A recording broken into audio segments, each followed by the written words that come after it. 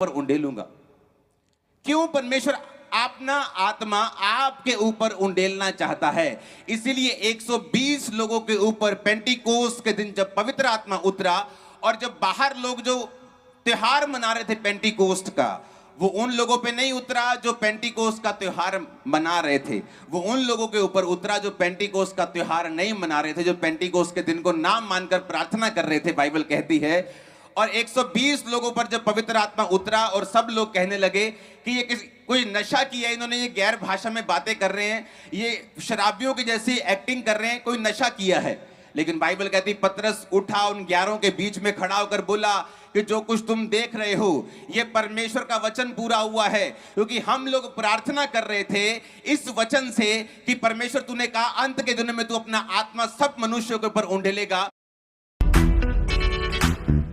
की पुस्तक में जब हम देखते हैं, बाइबल कहती है अय्यूब एक व्यक्ति था जो परमेश्वर को मानता था। लिखा वो परमेश्वर का भय मानता और बुराई से दूर रहता था। अय्यूब 1 उसकी 1 से 22 आयत आप घर जाके पढ़ेंगे, और कुछ आयतों को मैं यहां पे पढ़ूंगा।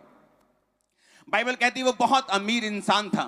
बाइबल कहती है उसके हजारों भेड़ बकरियां, 7,000 भेड़ बकरियां, 3,000 ऊंट, उस समय में ऊंट होते थे, बैल होते थे, गधियां होती थी, यही ट्रांसपोर्ट होती थी, यही अमीरी का जरिया होता था। जमीनें थी उसके पास, और लिखा इतनी संपत्ति थी कि पूर्वी देशों के लोगों में वो सबसे बड़ा था, सबसे बड़ा था और सबसे अमीर था। लेकिन भाई आज अगर किसी अमीर व्यक्ति को आप देखते हो, आपको लगता है कि इसने गलत तरीके के साथ पैसा कमाया है।